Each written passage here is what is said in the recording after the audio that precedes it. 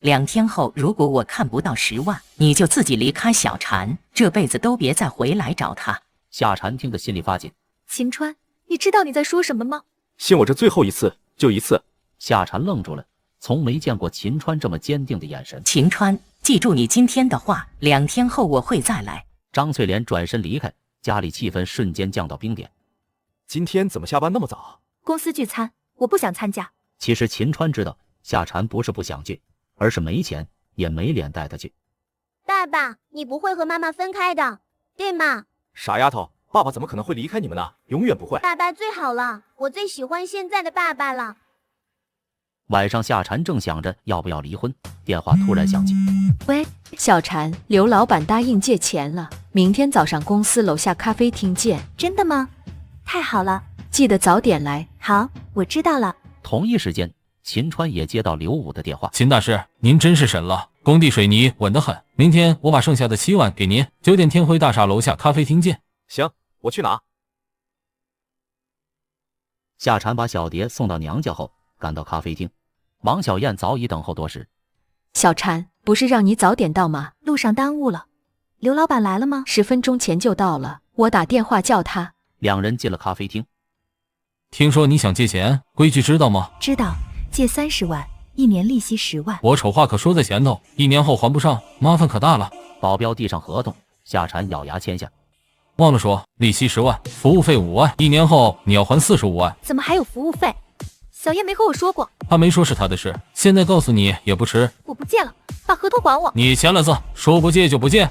2名保镖上前，夏婵吓得脸色发白。爸爸，我求求你了，让我去吧，小蝶好疼，真的好疼，我想去找妈妈。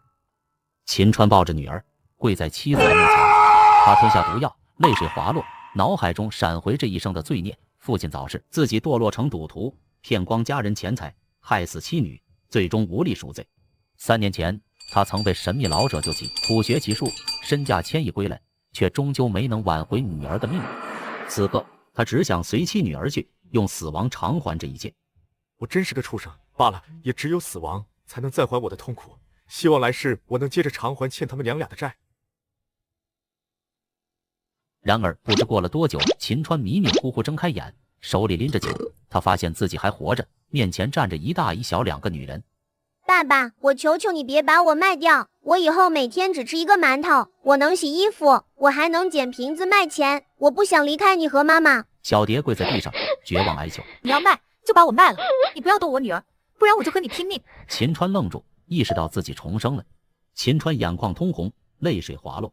小蝶，是爸爸错了，爸爸不卖你，就算给爸爸全世界，我也不会再把你丢了。谢谢爸爸。夏婵一把将小蝶拉开，冷冷看着秦川。鳄鱼的眼泪，你以为我会信你吗？对不起，是我太混蛋了，我不会卖女儿的，你放心。你不要再骗我了，这些年来你用各种借口骗钱，你以为我还会信你吗？夏婵把60多块零钱塞进秦川手里。这是小蝶捡了1个月瓶子换来的钱，全给你，放过小蝶吧。秦川看着零钱，内心自责。夏婵，夏婵突然拿起剪刀，对准秦川。秦川，我说了，你卖什么都可以，就是不能卖我女儿。秦川没有躲闪，任由剪刀刺入胸膛，鲜血流出。爸爸。秦川强忍伤痛，坚定地看着母女。我知道这些年我做了很多错事，让你们受了很多苦，我会用实际行动来弥补，我会让你们过上好日子，让小蝶和其他孩子一样无忧无虑。小蝶跑到秦川身边，关切地问：爸爸，你疼不疼？你没事吧？夏婵抱起小蝶，准备离开，包包下面压着的纸掉了下来。秦川捡起，是法院强制执行的传票，夏婵贷款30万，6天内还不上就要坐牢。你不用担心，不就是30万吗？4天我肯定帮你还上。呵呵，你还真是张嘴就来，你是准备去偷还是去抢？夏婵抱着小蝶离开。秦川用针线止血，盘坐运功，快速恢复伤势。他下定决心要用本事赚钱，给他们母女最好的生活。小蝶偷偷跑回来，手里攥着1个鸡蛋。爸爸，你受伤了，给你吃个鸡蛋，吃了就不疼了。秦川眼眶湿润，接过鸡蛋。你长身体，还是你吃吧。我们2个一起吃。父女俩分吃鸡蛋，小蝶笑得灿烂。小蝶，爸爸要出去赚钱，你去陈奶奶家好不好？等爸爸回来带你吃大龙虾。真的吗？秦川看着懂事的女儿，心中暗下决心，绝不再让她受苦。秦川离开家，走在熙熙攘攘的街道上，他心里盘算着4天之内要赚到30万现金，机会必须抓住。上一世遇到贵人，3年迁移身价，现在必须找到能让我翻身的机会。他先在早餐店花3块钱买了3个包子，又在报亭买了份晨报，蹲在路边边吃边看。苏杭经济开发区工地怪事，神秘坑洞，3000吨水泥都填不上。报纸上的消息让秦川眼前一亮，他猛地站起身，伸手拿了一辆出租车。秦川用小蝶捡瓶子的60块钱打车前往经济开发区工地。我一定要用这点钱创造财富。刚到工地，秦川肚子不舒服，就先去厕所。此时隔壁厕所里传来怒喝声：“老王，那个坑还没填上吗？你知道我一天损失多少钱吗？”老板，早上又灌了1000吨水泥，还是填不上。地质局说下面可能有暗河。狗屁！这地方打口井都费劲，哪来的暗河？上次请的大师怎么说？大师说这是3煞位，要打3个省庄，就是埋3个活人进去。你在开玩笑吗？工地死3个人，我要赔多少钱？被发现当场枪毙都是轻的。刘武挂断电话，满脸愁容。工地南方无墙，怎么可能是3煞位？这明明是黄皮子洞，打生桩没用。什么人？秦川慢悠悠提上裤子走出来，刘武也跟着出来。你是谁？看着不像工人。路过，肚子不舒服，借厕所一用。你刚说黄皮子洞，难道你知道怎么解决？不仅知道，还能化解。刘武半信半疑，但现在已经走投无路，只能死马当活马医。咱们去项目部谈。刘武让女秘书端来2杯茶。你说的办法到底是？我也不能白干不是。爽快人，要是真能解决，钱不是问题。买毛笔、朱砂、鸡血、母鸡、黄纸，半小时后坑洞肯定能填上，填不上分文不取。刘武安排人去买东西，半小时后全部备齐。把这张符绑在母鸡腿上，丢进洞里，半小时后灌水泥。一张符就能顶几千吨水泥？这是黄皮子洞，灌满水泥它也会继续挖，当然填不上。刘武刚要接符，秦川却收回。价钱还没谈呢。说吧，多少？一口价15万。你疯了！一张符15万，500块，多1分没有。秦川把符收进口袋，起身就走。15万还嫌贵，下次想找我，可就不是钱能请动的喽。等一下，要是明天又塌了怎么办？不会，黄皮子精见到母鸡和黄符会自己走，先礼后兵。刘武最终点头，砍价到10万，只先付3万，剩下的等3天后水泥干了再给。好，就10万，希望你说到做到。众人围观，秦川把符绑在母鸡腿上，丢进坑洞。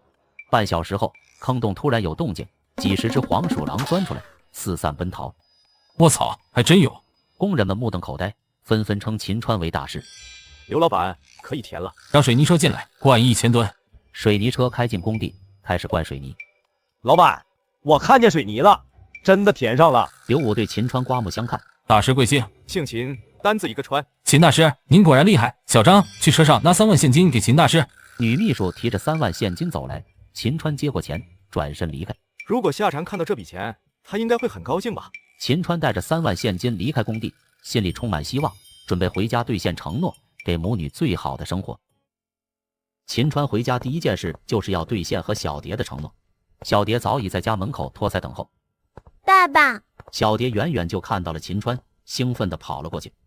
乖女儿，等急了吧？爸爸，我们是要去吃虾吗？是啊，咱们现在就去。秦川拉着小蝶往饭馆走，小蝶一路上不时张望，突然跑到垃圾桶旁翻找。秦川鼻子一酸，忍住情绪走了过去。小蝶，以后咱不捡瓶子了好不好？为什么？我还想多捡几个，不然不够吃大龙虾。秦川掏出一沓钞票，晃了晃。看，爸爸今天挣到钱了，吃多少都可以。哇，爸爸好厉害！秦川点了一桌菜，小蝶却只吃了几只虾，把大部分包好放进大包盒。怎么不多吃点？我要带回去给妈妈吃。吃完饭，秦川拉着小蝶回家，路上顺手买了份晚报。夏蝉坐在地上，满眼绝望，四处呼喊小蝶，邻居们议论纷纷。这时，秦川背着小蝶走了过来。你们在说什么呢？邻居们看到小蝶安然无恙，瞬间哑口无言，纷纷散开。小蝶开心地跑向夏蝉。妈妈，谁让你跟着他出去的？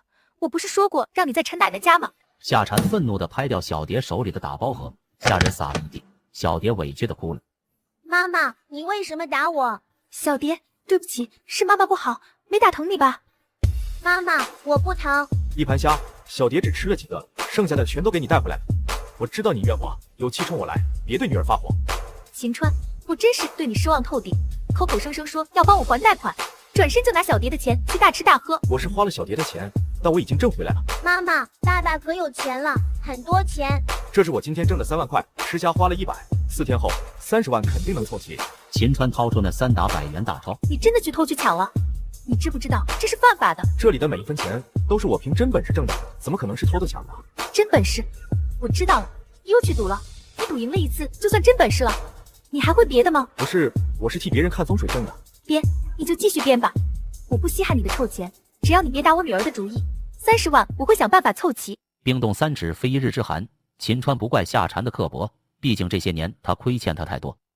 秦川睡在杂物间，翻看晚报，一条新闻让他眼前一亮：大气重污染治理，苏杭要大改革，赚钱的门道有了。夏蝉辗转反侧，心事重重。她拿起手机，拨通闺蜜王小燕的电话。喂，是小燕吗？小蝉，你怎么还没睡？有件事想请你帮忙。小蝉，真不好意思，钱都被我老公管着，我手头只有2000块。夏蝉沉默，心里明白自己有个不靠谱的老公，谁都不敢借钱。我倒是认识一个大老板，专门放贷的，叫刘武，身价几千万。我要借30万，能行吗？可以，就是利息高，1年10万。那我要还40万。除了这个，没别的办法了。不用考虑了，我借。3天后刘老板要来店里消费，到时候我给你引荐。好，谢谢你。夏蝉挂断电话，望着天花板，心如死灰。为了小蝶，他只能硬撑下去。秦川早早起床，做了鸡蛋煎饼和清粥。他把早餐放在锅里保温，坐在沙发上翻看昨晚的报纸。夏蝉则是一夜未眠，带着小蝶起床。妈妈，我饿了。好，妈妈这就给你做饭。早饭做好了，在锅里，你们吃吧。母女俩愣住，夏蝉从没见秦川进过厨房。小蝶跑去厨房，掀开锅盖。哇，爸爸真的做好了哎！吃吧，没毒。妈妈，快点吃饭。夏蝉心里一动，难道秦川真的变了？还是自己想多了？小蝶，等会吃完饭，爸爸带你去玩好不好？好呀，好呀。不去，等会我把你送到姥姥家，下班再接你回来。小蝶撅嘴不高兴，但还是乖巧点头。吃过早饭，秦川也动身前往苏杭郊外，心里盘算着报纸上的环保新闻。上一世，苏杭几位富豪为争一块地打得头破血流，那块地正是风水宝地财神坡金。可惜后来东面建了发电站，风水被破坏。但现在发电站要拆，风水宝地将重现价值。只要消息一出，富豪们会疯抢这块地，至少能赚50万。秦川打车来到郊区，四处打听，终于找到了地的主人，一个靠捡废品为生的老人。大爷，我想买您这块地28000块，您看行吗？老人喜出望外，捡废品1年都挣不到这钱，这块地荒废几十年，卖了也好。秦川爽快付全款，签下合同，还留了电话。4天后，富豪们就会找上门，到时候50万稳了。秦川回家，刚到门口，听见屋里有人说话。妈，你不用劝我了，这事我不同意。夏蝉母亲张翠莲坐在旁边，语气严厉。你这孩子当初就是不听话，你看看你现在过的是什么日子？那个混蛋不顾家，游手好闲，你还守着干什么？必须离婚！妈，你和我爸离婚，我和妹妹心理阴影很大，我不想让小蝶也经历同样的童年，我想给她完整的家。傻孩子，你这么大好的年纪，离了他，妈保证给你找个身价上1000万的有钱人。别学我，碰上你爸那种窝囊废。秦川在门口听得清清楚楚，心里复杂。妈，您来了。是不是又去赌钱了？输了还是赢了？我是去赚钱了。赚钱？你还知道赚钱？妈，我以前做错了很多事，现在已经改过了。以后我会让夏蝉和小蝶过上好日子。这话你说过多少次了？前年、去年，小蝶生病，前后你从我这借了10万，你还有脸说让他们过上好日子？秦川被张翠莲对得无话可说，但他已经下定决心。妈，2天后我会把你借我的10万连本带利还给你。小蝉，你听到了吗？秦川要还我10万，他要是能还上钱，母猪都能上树。你昨天不是说赚到钱了吗？把钱拿出来，先还给妈。秦川听了微微一喜，刚要拿钱，突然想起钱已经投资了。我忘了，这钱我用来投资了。夏蝉如遭雷击，张翠莲则一脸习惯。你又去赌了？昨天明明还有2、3万，你又输光了。我真的投资了，很快就有收益。你花2、3万买了一块废地，你告诉我这是投资，亏我还对你有点信心，你太让我失望了。女儿，这种人根本配不上你，准备离婚吧。妈，我知道了，你的话我会考虑的。小蝶听到这话，哭着从卧室跑了出来。坏姥姥，你为什么要让妈妈和爸爸分开？我喜欢爸爸，也喜欢妈妈，我不想让他们分开。秦川抱起小蝶，擦掉她的眼泪。妈，2天后，如果我不能兑现我的承诺，我会自己离开，用不着你再劝夏蝉。张翠莲和夏蝉都愣住了，秦川的态度让他们第一次动摇。妈，2天后，如果我不能兑现我的承诺，我会自己离开，用不着你再劝夏蝉。张翠莲冷着脸紧盯秦川。好，这可不是我逼你的，是你自己承诺的。2天后，如果我看不到10万，你就自己离开小蝉，这辈子都别再回来找他。夏蝉听得心里发紧。秦川，你知道你在说什么吗？信我这最后一次，就一次。夏蝉愣住了，从没见过秦川这么坚定的眼神。秦川，记住你今天的话，2天后我会再来。张翠莲转身离开，家里气氛瞬间降到冰点。今天怎么下班那么早？公司聚餐，我不想参加。其实秦川知道夏蝉不是不想去，而是没钱，也没脸带她去。爸爸，你不会和妈妈分开的，对吗？傻丫头，爸爸怎么可能会离开你们呢？永远不会。爸爸最好了，我最喜欢现在的爸爸了。晚上，夏蝉正想着要不要离婚，电话突然响起。喂，小蝉，刘老板答应借钱了，明天早上公司楼下咖啡厅见。真的吗？太好了，记得早点来。好，我知道了。同一时间，秦川也接到刘武的电话。秦大师，您真是神了，工地水泥稳得很。明天我把剩下的7万给您，9点天辉大厦楼下咖啡厅见。行，我去拿。夏蝉把小蝶送到娘家后，赶到咖啡厅，王小燕早已等候多时。小蝉，不是让你早点到吗？路上耽误了。刘老板来了吗？10分钟前就到了，我打电话叫他。两人进了咖啡厅。听说你想借钱，规矩知道吗？知道，借30万，1年利息10万。我丑话可说在前头，1年后还不上，麻烦可大了。保镖递上合同，夏蝉咬牙签下。忘了说，利息10万，服务费5万，1年后你要还45万。怎么还有服务费？小叶没和我说过。他没说是他的事，现在告诉你也不迟。我不借了，把合同还我。你签了字，说不借就不借。2名保镖上前，夏蝉吓得脸色发白。小蝉，刘老板能借给你就不错了，不就是5万吗？你老公少赌几次就有了。夏蝉气得发抖，却只能拿起手提包，失魂落魄地走出咖啡厅。哼，臭娘们，还收拾不了你们了。小蝉，你看看你过的这是什么日子？趁着年轻，赶紧和秦川离婚算了。凭你这姿色，找个有钱的还不是分分钟的事。夏蝉正要反驳，忽然看到秦川迎面走来。夏蝉，你不是上班吗？怎么在这啊？我现在就去上班。秦川一把夺过手提包，打开一看，全是现金。这钱哪来的？不用你管。我问你，这钱哪来的？我借的。借谁的？我怎么和你说的？欠银行的钱我会帮你还，怎么还背着我去借钱？秦川心里一沉，意识到这钱十有八九是高利贷。欠银行的钱我会帮你还，怎么还背着我去借钱？秦川一脸冷峻，手里紧握着手提包。秦川，你要是正经点，夏蝉至于低3下4的借钱吗？你能有我家老公1半努力，也不至于让夏蝉这样。你给我闭嘴！王小燕被吓了一跳。秦川，你还有完没完？秦川目光扫向咖啡厅窗边，发现刘武正搂着美女，神情放肆。告诉我，这钱是不是从刘武那里借的？夏蝉一愣，王小燕也惊讶地看着秦川。我求你了，别管我的事了，把钱给我，这是用来还贷款的。这钱我会退回去，贷款的事你别管了。刘武正得意地搂着美女，突然一个黑色手提包砸在他怀里。他妈的，你们2个臭女人不想活了是不是？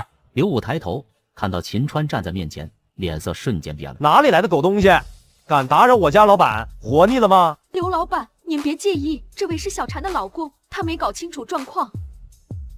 阿龙阿虎，你们叫谁狗东西呢？这是救过我一命的秦大师，滚蛋！刘武满脸堆笑。秦大师，对不住了，快坐快坐。夏蝉和王小燕都愣住了，完全搞不懂刘武为何对秦川如此客气。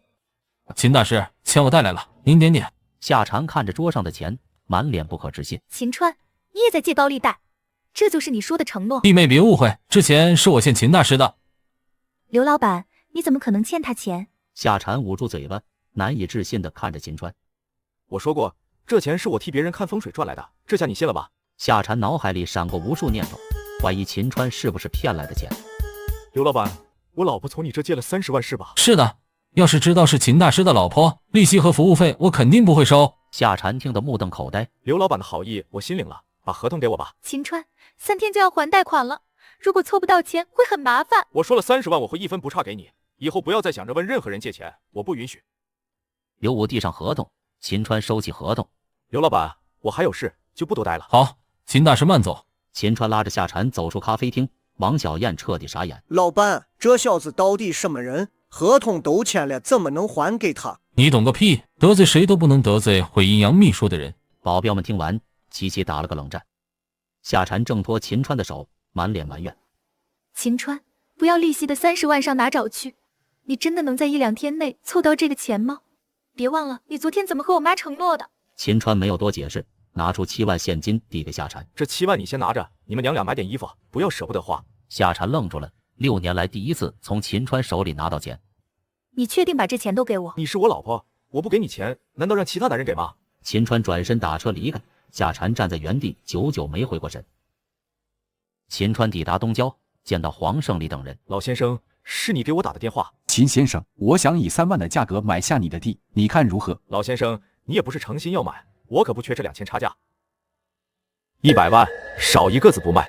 2万8买的地，你卖100万，你怎么不去抢？嫌贵就别买，我又不急着卖。秦先生，看来您并不是诚心要出售，这块地根本不值这个价。那老先生觉得值多少？20万如何？这可是翻了近10倍。秦川刚要回应，身后突然传来一个男人的声音：我出30万买下这块地。尹先生，你也看上这块地了？没错，这块地风水极好，我自然要来看看。那我出40万，50万。那好，就50万卖给于先生。小子，我还没继续出价呢，你什么意思？我什么时候说过让你们竞价？你这样少赚几十万，你脑袋有病吧？脑袋有病的是你吧？我就是看你不爽不想卖，怎么还想强买强卖？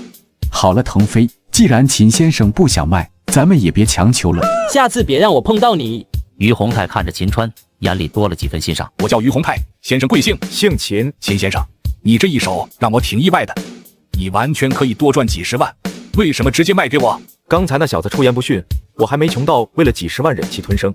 秦先生，今天你帮我出了口气，除了这50万，我再加10万。不用了，说好的50万就50万。爽快人，咱们去车里签合同吧。2人签下转让合同，顺便聊起生意经。秦先生，你这眼光真毒辣，怎么想到买这块地的？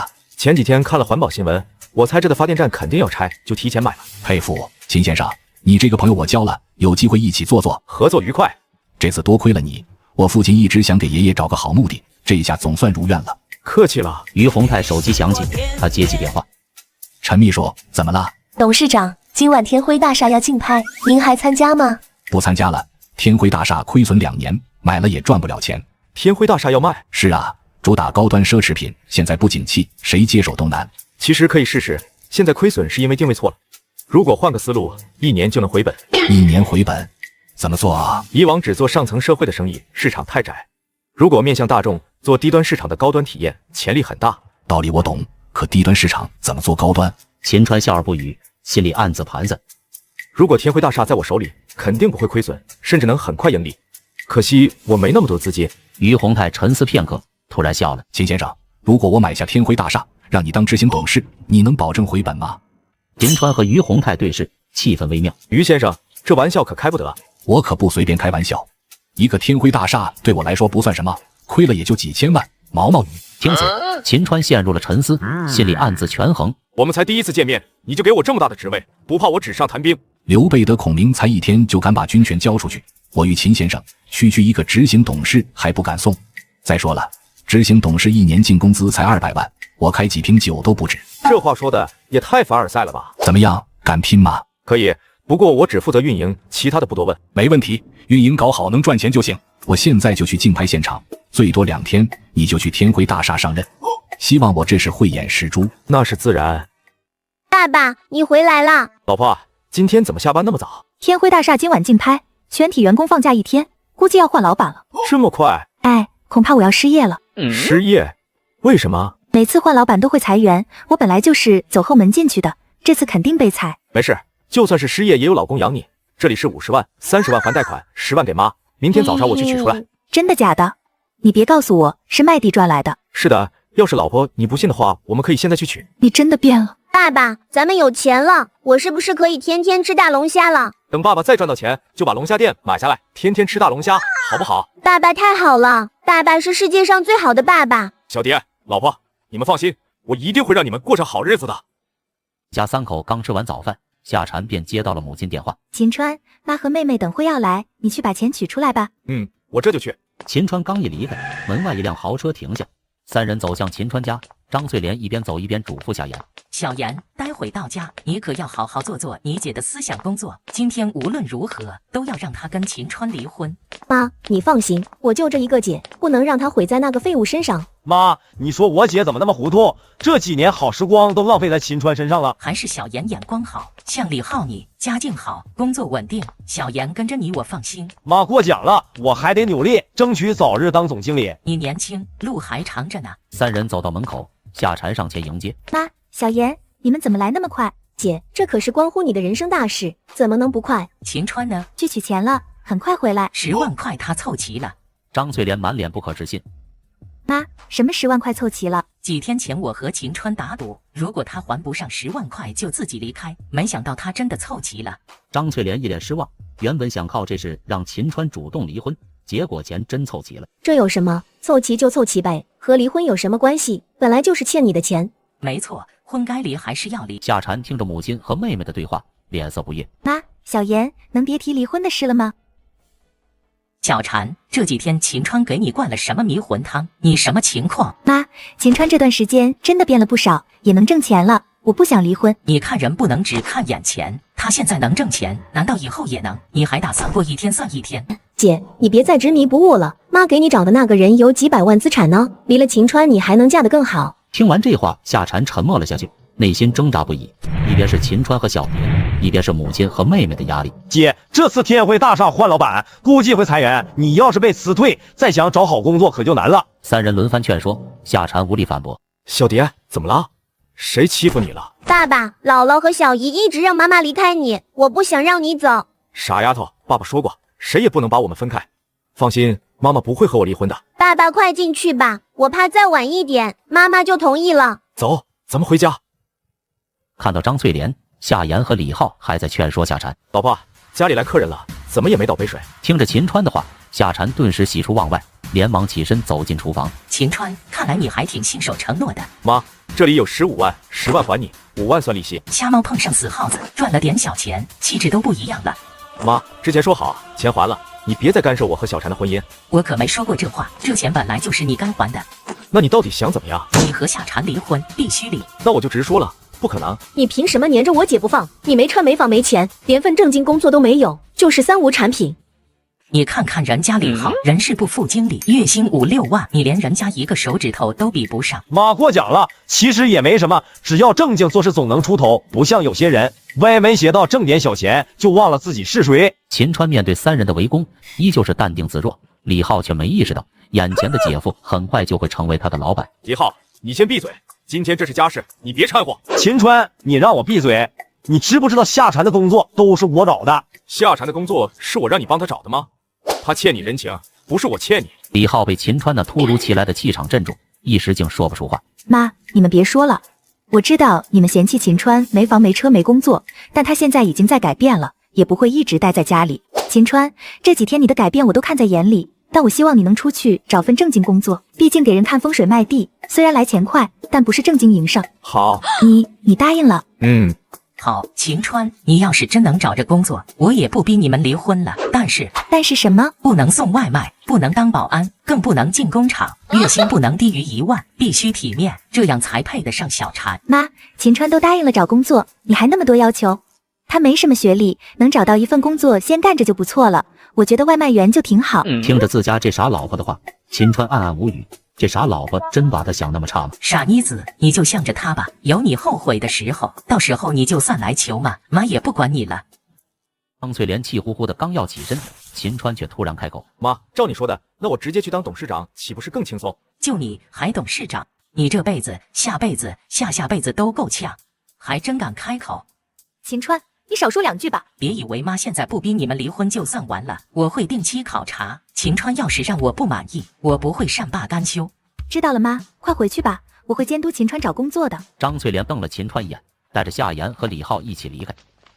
此刻的张翠莲坐在后座，脸色还没缓过来。妈，你别太生气，秦川那点改变，估计坚持不了几个月，我姐迟早会看清的。希望如此吧。对了，李浩，天辉大厦不是要换老板了吗？对，昨天晚上刚被东盛集团收购，明天新董事就来接管。你的人事部不会被裁吧？要是丢了工作怎么办？妈放心，人事部是铁饭碗，肯定没事。闻言，张翠莲松了口气，从钱袋里抽出5万块。李浩，这5万你拿着，明天新董事来了，送点礼，争取提拔。妈，这怎么行？我不能要你的钱。妈，这钱我们不能要，你留着吧。你们刚买房，手头紧，妈得帮衬你们，这钱必须拿着。拿着吧，妈给的，又不是外人。那我就收下了。妈没儿子，秦川指望不上，以后就靠你们了。妈放心，等我升职加薪，肯定给您买大房子。好，妈就等着住你的大房子了。张翠莲一走，夏蝉终于松了口气，拉着秦川便开始商量工作上的事。秦川，你觉得进厂怎么样？郊区有家服装厂，工资6、7千。算了吧，那是小姑娘干的活，我一个大男人踩缝纫机不合适。现在各行各业都难，没一技之长很难找到高薪工作。我也不知道我的工作能不能保住，咱们得有份稳定的收入。其实我马上就要当董事了，不过说了他也不信，工作的事你不用操心。我说真的，先找个稳定工作吧。小蝶快6岁了，早该上学了。咱们要是没稳定收入，明年小蝶还上不了学。小蝶确实该上学了，但现在学校和住房绑定，等明年新学期我会买套学区房，让小蝶直接上1年级。你还想买学区房？你知道房价多贵吗？你现在连工作都没有。夏蝉觉得秦川有点飘了，靠运气赚的钱不靠谱，还是得有份正经工作。这时夏蝉的手机响了，是闺蜜王小燕。小燕，怎么了？今天有空吗？咱们几个姐妹晚上聚聚，放松一下。我还有事，不去了吧？你就来吧，带上小蝶和秦川一起去吧，你也该放松放松。为了聚会，秦川带着夏蝉和小蝶逛起了商场。爸爸，我也想买新衣服。好，都买。夏蝉本想随便买一件，秦川却带她进了品牌店，买了7、8件衣服。您好，先生，一共2万6。2万6，太贵了，退掉吧。刷卡，我付钱。夏蝉心疼的不行，秦川却毫不在意。几件衣服而已，只要你喜欢，未来我会把整个商场买下来送你。虽然知道你是在哄我，但听着还是挺开心的。我也开心。夏蝉换上新衣服，气质大变。小蝶开心的夸妈妈漂亮。秦川看着妻女幸福的样子，心里满足极了。夜色下，秦川一家3口下了出租车，聚轩楼灯火通明，宝马5系停在一旁。薛俊和王小燕现身。夏蝉，让你们久等了。我们也刚到。夏蝉，这么久不见，越来越漂亮了。今晚所有消费我买单，大家吃好玩好。薛少爷大气，那我们可吃定你们了。花薛俊的钱又不是花我的，快进去吧，包厢都订好了。走吧，老婆。几个人落座，菜品陆续上桌。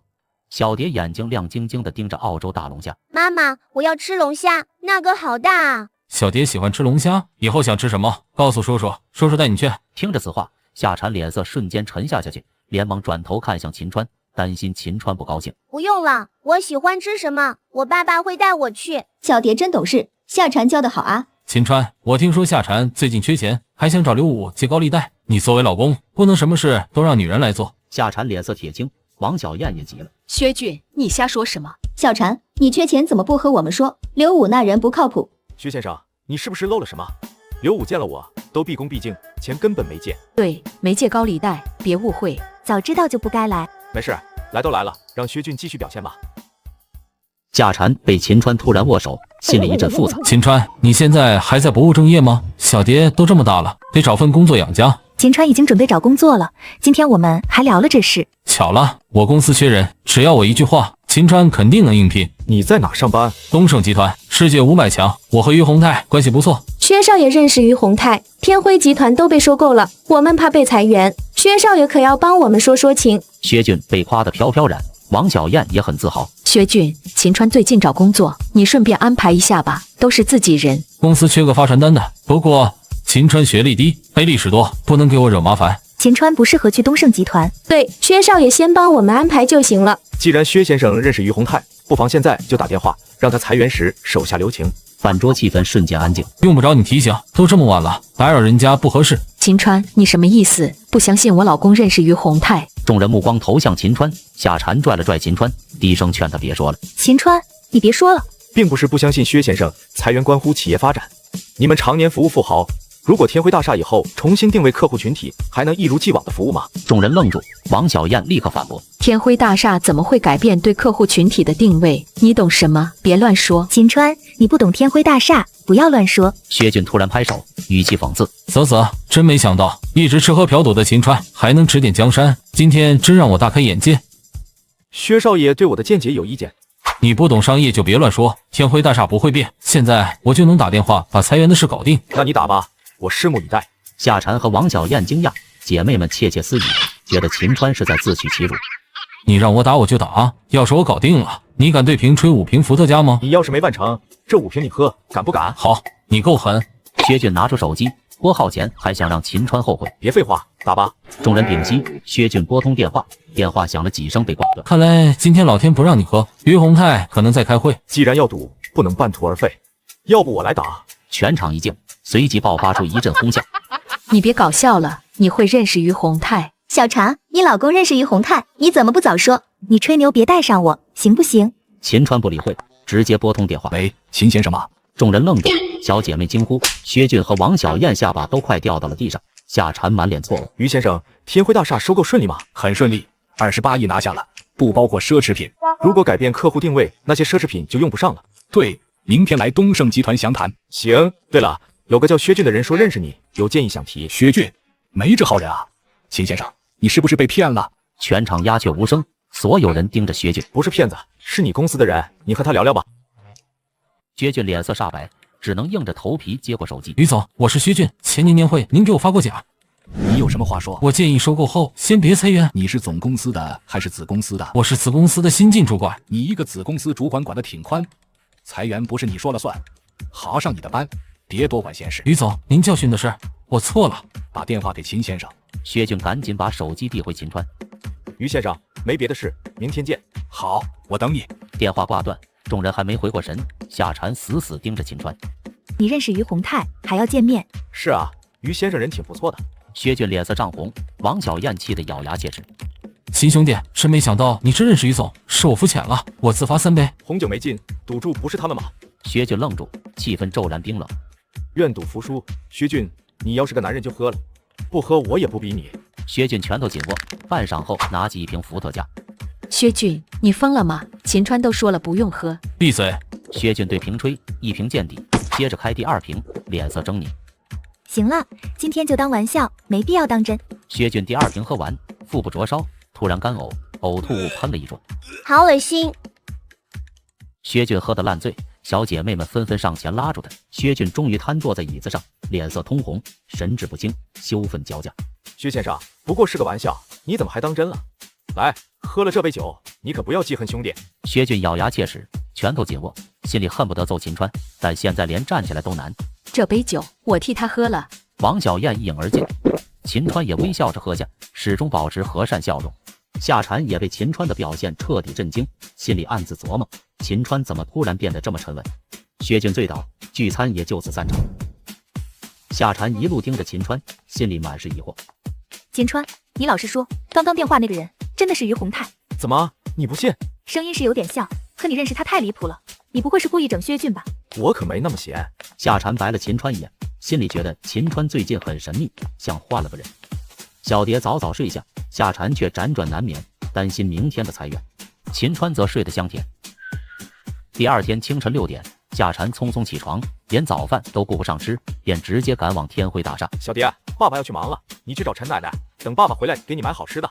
那爸爸你要早点回来。秦川安顿好小蝶，换上尘封已久的西装，准备前往东盛集团总部。秦川刚到，就见于洪泰在车里招手：“秦先生，进来吧，等你半天了。”于先生，您怎么在这等我？昨天下午董事会开会，8成股东不同意我启用新人，不想让你当执行董事，他们对你一无所知。无妨，我不希望让您为难，咱们以后还有机会合作。我有直接任命权，但你得拿出企划书证明自己，否则董事会的人会一直找我麻烦。行，按您的意思办。跟我上楼吧，董事会等着呢，能不能顺利上任，就看你能不能舌战群儒了。秦川胸有成竹，跟着于洪泰走进会议室。多位股东坐在会议桌旁，多是年过花甲的老者。主位上坐着于国良，气场强大。董事长，你说能盘活天辉大厦的商业鬼才，就是这个小子？没错，就是他。众人唏嘘，秦川年纪轻轻，毫无社会经验，直接被提拔为执行董事，风险极大。洪泰，我现在终于明白董事会为什么发火，这简直是胡闹！我绝不同意启用这种毫无经验的新人。爸，秦先生虽然年轻，实力还是有的，不妨先听听他的计划，不合适再拒绝也不迟。秦先生，你应该有过什么商业成就吧？回老先生，我目前还没涉足过任何商业。众人倒抽凉气，纷纷质疑他一点经验都没就敢来当董事长，这不赔钱完吗？于洪泰尴尬，心里暗骂秦川太实诚。各位长辈，我虽然年轻，但能做到你们做不到的事。天辉大厦在我手里，1个月销售额翻倍，1年后会超过所有子公司。众人哄笑，觉得秦川太狂了。天辉大厦不是你实验幻想的地方，万一亏损，东盛集团损失巨大，到时候你拍拍屁股走人，洪泰在公司抬不起头，这怎么说？如果担心这个，我可以不拿工资，亏损算我头上。众人再度倒吸凉气，连于洪泰都惊讶。这话道海中听。既然担风险，收益也要有。天辉大厦净收益我要2成，合理。那说说你的运营方向吧。我的方针是改变只服务富人的格局，让天辉大厦面向所有人。广告投放让钻石重新和爱情绑定，女人的钱好赚。秦先生，你别开玩笑，钻石恒久远，一颗永流传着广告语早用烂了，现在没任何商业价值。气氛凝重，所有股东目光集中在秦川身上。看来你有新花样，说说吧。钻戒一本万利，可以作为天辉大厦的主营业务。我们推出定制款钻戒，实名认证，每个男人一生只能定制一次。众人一愣，纷纷交换眼神。没有哪个女孩会拒绝喜欢的人为她定制独一无二的钻戒。于洪泰眼中闪过惊讶，其他股东也被吸引。这样岂不是没有回头客？天辉大厦靠的就是回头客，这样做短期内有收益，后续呢？各位都是商业精英，比起那点固定富豪客户，全国未婚女性的市场价值哪个更大？会议室安静下来，众人不得不承认秦川的眼界。好，秦先生，我果然没看错你。于国良点头，终于松口。我给你300万推广费，小范围实验推广。秦川微微一笑，心里清楚，这一步走对了。秦先生，这是执行董事任命书，你现在正式成为天辉大厦的执行董事，可以去上任了。大厦内人心惶惶，许多员工收拾东西准备离开。夏蝉和同事们坐在一起，神情焦虑。要是被辞退了，家里怎么办？夏蝉心事重重，最终决定去找李浩帮忙。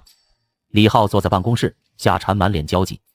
李浩，你能不能再想想办法？这份工作我真的不能丢。姐，不是我不帮你，东盛集团要换运营策略，你们这批人肯定要被裁。哎，这可怎么办？夏言在一旁插话，语气不善。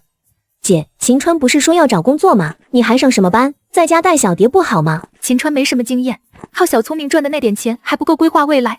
只要我能留下，工资低点都行。你就是太软弱了，到现在还替他说话，他8成还在家睡觉呢。他今天肯定会出去找工作的。李浩思索片刻，我打算给新董事送点礼，疏通关系，也许能让你留下。行，只要能保住工作就行。这时电话响起，李浩接起。李浩，执行董事快到了，快下楼准备迎接。好，我这就下楼，你们别乱走，我去迎接新董事。高层站在门口等候。陈总，执行董事还有多久到？5分钟，你们都给我打起精神。众人紧张，气氛压抑。出租车缓缓驶来，秦川下车。董事长辛苦了，这怎么没开车啊？今天限号吗？董事长快请进。各位也辛苦了。李浩愣住，反应过来后大声道：“陈经理，你们认错人了，这人不是执行董事。”陈龙脸色一僵，他是秦川，就是我说过的那位夏蝉的丈夫，你们搞错了。高层们脸色铁青，刚才的恭维全成了笑话。你这狗东西早不来晚不来，没看到我们在迎接大人物吗？滚蛋！你叫什么？我的名你有资格知道吗？秦川，你不在家睡觉跑着干什么？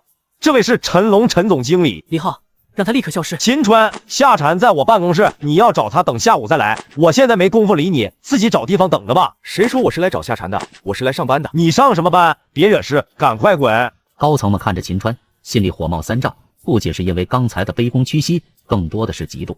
这小鸡就是夏蝉的丈夫，真是一朵鲜花插在牛粪上。秦川站在门口，神色自若，众人却毫不知情。高层们还在窃窃私语，秦川懒得理会，直接掏出一份委任书塞进李浩怀里。麻烦你先看看这是什么，再说话也不迟。李浩低头一看，脸色瞬间僵住，打开委任书，白纸黑字写着：秦川为天辉大厦新任执行董事，带着东盛集团大印。开什么玩笑？凭什么？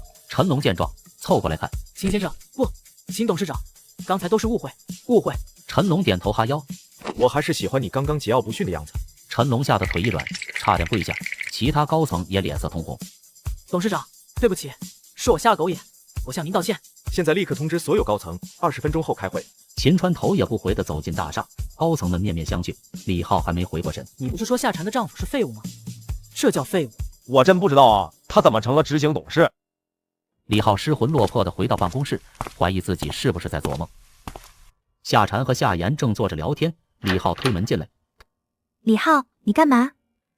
我不是在做梦，这怎么可能？怎么了？新董事要裁管理层。李浩，妈不是让你送礼了吗？你到底送没送？你这工资可不能丢。你们知道执行董事是谁吗？谁？你认识？是秦川，执行董事就是秦川。空气瞬间凝固，夏蝉和夏言都愣住了。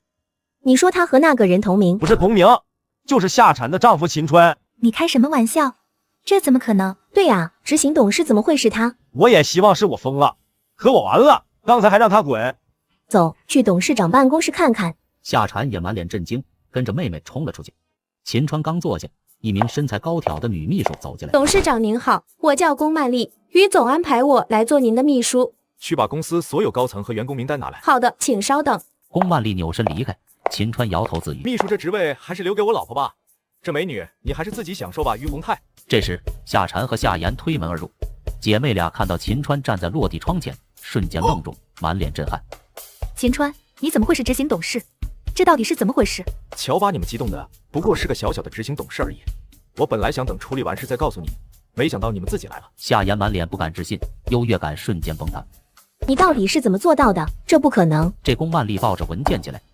董事长，名单拿来了，放桌上吧。夏言盯着龚曼丽，小声嘀咕：姐，这什么情况？秦川还有美女秘书，是不是想把你换掉？夏蝉也有点慌。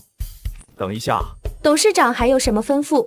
从今天开始，你不用做我秘书了，去财务吧。为什么？我哪里做错了吗？你做得很好，去就是了。我是于总亲自调来的，你不问原因就把我调走，有点不合适吧？我现在是执行董事，有权直接调动职员。龚曼丽怔住，脸上浮现愤怒和不甘。龚曼丽气冲冲地离开，夏蝉还没从刚才的震惊中回过神。老婆，之前我就说过你不会被辞退，现在恭喜你升职加薪，当我的贴身秘书吧。夏蝉愣住，半天没反应过来。我不行的，我什么都不懂。没关系，我可以教你。要是你不愿意，也可以让龚曼丽回来。不行。秦川嘴角带笑，夏言在一旁看得目瞪口呆。这两口子是故意打击人吧？这时，秦川电话响起，秦川按起了接听键，打开免提。于先生，秦先生，龚曼丽刚给我打电话，说你把他调走了。我让他去财务了。他业务水平很高，有他帮你能省不少事。你确定不用？我对秘书没什么要求，这种人才还是调回去吧。你可别忘了，你在董事会立过军令状。天辉大厦要是亏损，第一个月所有亏损你都得补上。放心吧，第一个月不但不会亏，还能盈利。那就好，下午有空吗？陪我去个地方，我让司机接你。行。电话挂断，夏蝉忍不住冲上前。秦川，刚才于总说什么？天辉大厦要是亏损的话，你全都得补上。你疯了吗？放心，有我在，不会亏本。你这是被东盛集团套路了。咱们家存款还不到10万，一个月要是亏200万，你拿什么补？我已经有了运营策略，否则不会接这个摊子。你别逞强了，多少创业者就是这样被坑的，导致最后家破人亡。我说过，会让你和小蝶过上好日子。之前的贷款和欠妈的钱我都还上了，这次也不例外。你说的轻松，管理公司哪有那么简单？别说一个公司，100个都不难。你已经被权力冲昏头脑了，我只希望你考虑清楚，别把我们全家都搭进去。我知道了，去收拾你的东西吧。从今天开始就在我身边工作。夏蝉叹了口气，心里满是担忧，只能照做，准备当秦川的秘书。夏蝉和夏言走进员工区，夏蝉开始收拾自己的东西。小蝉，你这是干嘛？怎么收拾东西了？其他同事也围了上来，议论纷纷。夏蝉，是不是公司要裁员了？连小蝉都要被裁，我们肯定也保不住了。裁就裁吧，反正我有后路。薛俊说让我去东盛集团子公司。众人羡慕地看着王小燕。你们别误会，我不是被裁了，是升职了。什么？你升职了？你不会成了领班吧？是董事长秘书。众人和王小燕听到这句话，顿时惊呼：你成董事长秘书了？开什么玩笑？夏蝉没心情解释，收拾好东西就走向电梯。夏蝉，你还没说到底怎么回事？夏蝉满脑子都是秦川会不会亏损的事，根本没听见同事的话。众人见状，议论更热烈了。人家现在是董事长秘书了，和我们不一样了。他不是一直说对老公忠诚吗？这肯定是被新董事长看上了。高层齐聚一堂，气氛紧张。秦川站在主位，目光坚定。天辉大厦的发展策略已经定下，大家按计划执行。李浩，你留下。董事长，之前是我不对，我要是知道您的身份，借我800个胆子我也不敢造次。看在我帮夏蝉找工作的份上，还请您高抬贵手。你怕什么？我又不裁你。下午我要陪于总去个地方，你替我向公司所有员工发份声明。声明？要裁员了吗？暂时不裁，每个员工有1周试用期，1周后业绩不达标就裁。明白，我马上去办。安排好一切后，秦川准备离开，心里对未来充满信心。李浩站在员工前宣读声明，王小燕和几位小姐妹低声议论：试用期，这什么意思啊？电梯门打开，秦川和夏蝉走出来，众人目光齐刷刷看过去。秦川怎么来了？不会是来找事的吧？肯定是他知道老婆被新董事长钱了，来闹事。李浩见秦川出现，赶紧上前，满脸讨好。董事长，姐，你们去哪？出去办点事。董事长慢走。员工们听到李浩称秦川为董事长，瞬间愕然。等等，李浩刚才叫秦川什么？董事长？天啊，原来新董事长就是秦川。不可能，秦川凭什么当董事长？夏蝉这不是关系户吗？李浩听见，立刻训斥：王小燕，你胡说八道什么？有本事你也走关系，没本事就闭嘴。王小燕被怼得脸色难看，夏蝉默默跟在秦川身后，心里五味杂陈。好好看看吧，这就是你的好闺蜜，以后别和他们来往了。回头让李浩提前给王小燕发裁员通告，让她提前滚蛋。夏蝉听了，心里虽然有些不舍，但也没再阻止。豪车停在门口，司机恭敬开门。秦总、于总让我来接您，出发吧。车行半小时，抵达酒店。门口豪车云集，苏杭名流齐聚。夏蝉望着辉煌大厅，心里紧张又不安。别怕，有我在。两人进入宴会厅，宾客3、5成群，气氛热烈。秦川在人群中找到于洪泰和于国良。于先生。秦先生，这位是我的新秘书。怪不得你调走龚曼丽，原来早有安排。别开玩笑，她是我老婆。于总好。秦先生好福气，有这么漂亮的老婆。夏蝉被夸得脸红低头。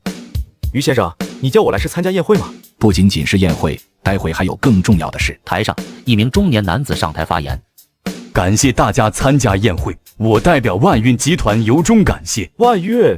就是那个一上市就筹集到140亿的万运集团。秦先生消息真灵通，今天正是第4轮融资。秦川心头一紧，脑海浮现上一世的记忆，万运集团即将爆雷，东盛集团就是最大冤大头。于先生，这万运集团你绝对不能融资，否则东盛集团会陷入泥潭。于洪泰震惊地看着秦川，现场气氛骤然紧张。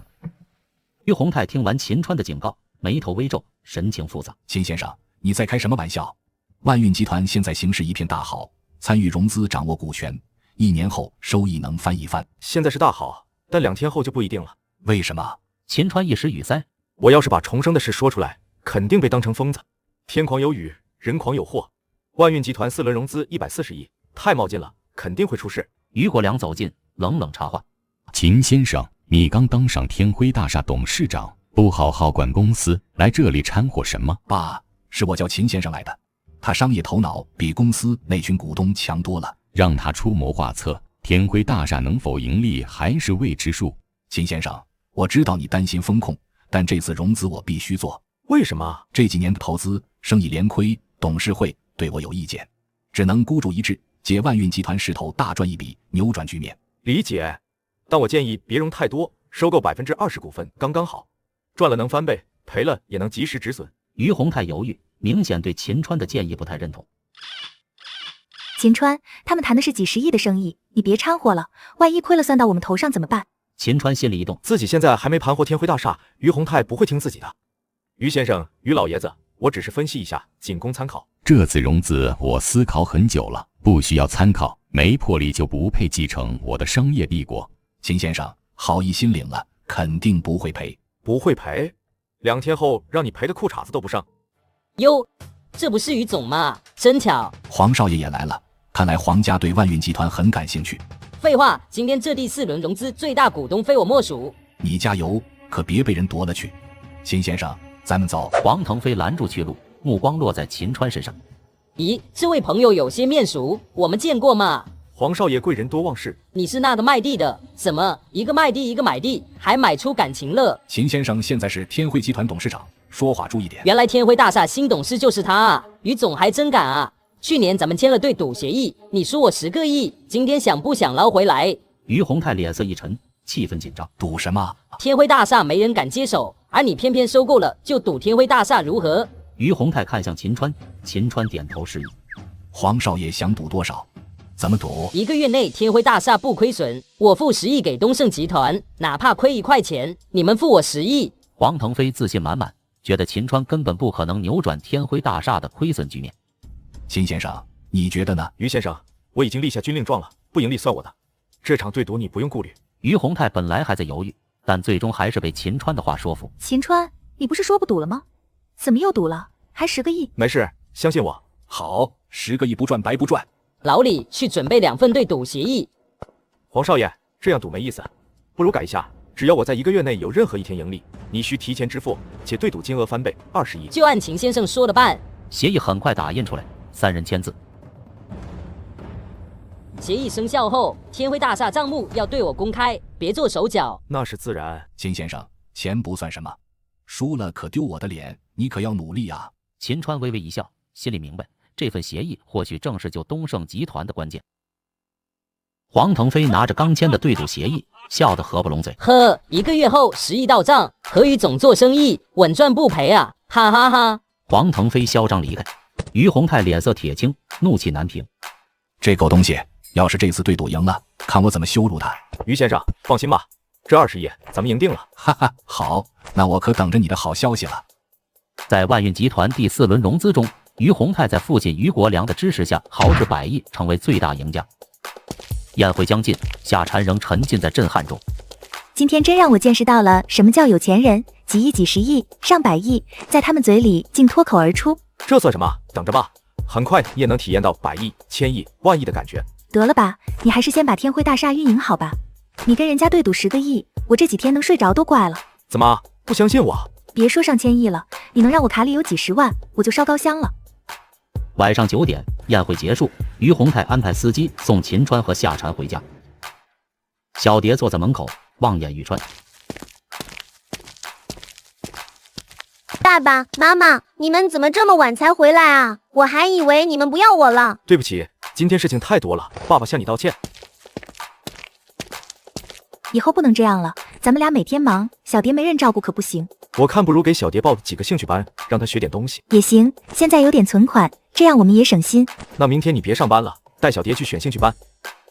第二天一早，秦川赶到公司，得知广告已投放，主要针对苏杭市20至35岁的未婚女性。董事长大喜啊！昨天下午投放广告，今天早上就有客户来定制，2个小时开了3单，开单率暴增上100倍。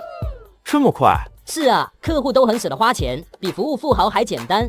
很好，今天的销冠在原有提成基础上再奖励5个月工资。好，我这就通知下去。秦川心算，按这个势头，2天就能回本，第3天就能盈利。下午下班，秦川早早回家，夏蝉带着小蝶也回来了。爸爸，你看我漂亮吗？我的女儿当然漂亮，喜欢兴趣班吗？喜欢，妈妈给我报了舞蹈、美术、钢琴，还认识了好多好朋友。没想到养孩子教育成本这么高，报几个兴趣班花了快2万。只要小蝶开心，花多少都值。以后还得买舞蹈服、钢琴，花销更大。等你看了这个，就不担心钱了。秦川递上天辉大厦销售汇报，个10、100、1000、万、10万、100万，今天营销额竟然有200万。没错，刨去成本，一天纯利润80万，明天就能把广告费也赚回来。秦川，你真的把天辉大厦盘活了，这样就不用贴钱了。我早说过，稳赚不赔。夏蝉红了眼眶，既因为天辉大厦盈利，也因为秦川兑现了承诺。妈妈，你怎么哭了？妈妈开心，以后咱们不用过苦日子了。 5年来，夏蝉第一次为秦川的努力流泪，所有委屈也在此刻释然。秦川，对不起，之前我还质疑过你。道什么歉？我说过会让你们过好日子的。夏蝉依偎在秦川怀里，感受久违的安全感。爸爸妈妈终于和好了。这时，夏蝉手机响起，是妹妹夏妍打来的。姐，姥姥4天后过70岁寿宴，妈说买礼物，你买了吗？我不知道啊，妈没和我说啊。妈今天早上和我说的，没告诉你啊。可能妈忘了，没事，到时候买也来得及。母亲没通知她，大概是怕夏蝉在寿宴上丢脸。夏蝉坐在床边，情绪低落，秦川在一旁安慰：“妈也太过分了，明知道我和姥姥关系最好，还这样做。去年你给姥姥的生日礼物只有500，还是借的。大姨二姨都在嘲笑你，妈怕丢面子，才没通知你。我是姥姥带大的，凭什么不告诉我？别难过，夏言不是说了吗？咱们4天后直接去，我会备一份厚礼。大姨二姨不是看不起咱们吗？这回狠狠捅你的脸。好了，你和小蝶累一天了，早点休息吧。好。夜色渐深，夏蝉在秦川的安慰下，情绪渐渐平复。新的一天，夏蝉早早起床，送小蝶去兴趣班后赶去上班。秦川本想多睡一会儿，手机却突然响起。喂，秦先生，你在公司吗？还没去呢，怎么了？我真后悔没听你的，这下麻烦大了。是万运集团出事了吗？是啊，今天早上万运集团被爆出窃取用户信息，已经被立案调查了。你来趟公司吧，电话里不方便说。行，我这就去。秦川立刻起床，直奔东盛集团。于先生，秦先生，救我！这次无论如何你可都要救我啊！我早说过，万运集团肯定会出事，但你和于老爷子根本不听。是我太自负了，我不该质疑你。秦先生，你有办法解决这次危机吗？于先生，这是很麻烦。万运集团在国外上市，窃取用户信息，性质极其恶劣。东盛集团又是最大股东，想置身事外几乎不可能。我明白，现在东盛集团已经被列为重点调查对象，银行怕扯上麻烦，和我们终止了合作。这场风波估计会持续2年，这期间东盛集团贷不到1分钱，100亿现金也被冻结，资金周转会出大问题。你能帮我追回这笔冻结的资金吗？哪怕20亿也行，不然2个月内公司就撑不下去了。都这个时候了，还想着追回资金？上一世你就是太执着，结果拖了半年官司，1分钱没追回，还丢了市场。这钱暂时别追，东盛集团本身是干净的，钱迟早会回来，只是时间问题。3、5年我等不起。没错，就是3、5年。但我有办法让东盛集团暂时稳定下来，你信我吗？谢，绝对谢。第一，立刻召开董事会，让股东别纠结这100亿资金，把重心放在生意上。第二，通知所有子公司只做现金生意，不接受延期付款。现在最缺的就是现金流。好，我马上通知下去。不过还有个麻烦，1个月前公司订了15亿的设备，明天交货，拿不出钱就要付2倍违约金。先看看能不能从其他公司凑钱，如果真凑不出来，我会想办法。你能有什么办法？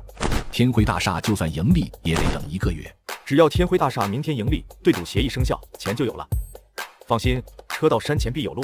我先回天辉大厦，还有事要处理。行，你去吧。这事别和于老爷子说，他受不了这个打击。有道理，我会压下去。秦川等电梯时，身边出现一个打扮精致的女子。呀，这不是秦川吗？你是？哟，这都不认识了，你也太没良心了吧！秦川仔细一看，脸色顿时沉了下来。冤家路窄。秦川站在电梯口，偶遇到前女友郭小小，脸色阴沉。秦川，现在认出我了吗？你化成灰我都认识。郭小小非但不生气，反而凑近。咱们都分手7、8年了，别这么记仇吧。做不了夫妻还能做朋友？我那些前男友都还联系着，没啥大不了的。你是怎么能一本正经说出那么不要脸的话？说谁不要脸呢？不就是花过你7、8千吗？瞧你这德行，待会见到我老公，让他给你1万，省得你阴阳怪气。你老公？谁啊？你来天辉大厦干嘛？找工作还是上班？上班？不得了，就你这没学历没经验的还能混进来？哦，听说你老婆妹妹的未婚夫在这当副经理，是不是走后门？谁走后门了？走后门不丢人，我就是走后门进来的。秦川一愣，没想到郭小小成了天辉大厦的员工。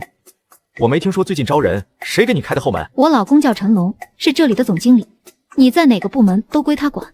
陈龙的名字让秦川气不打一处来，心里暗骂后门开到自己脸上。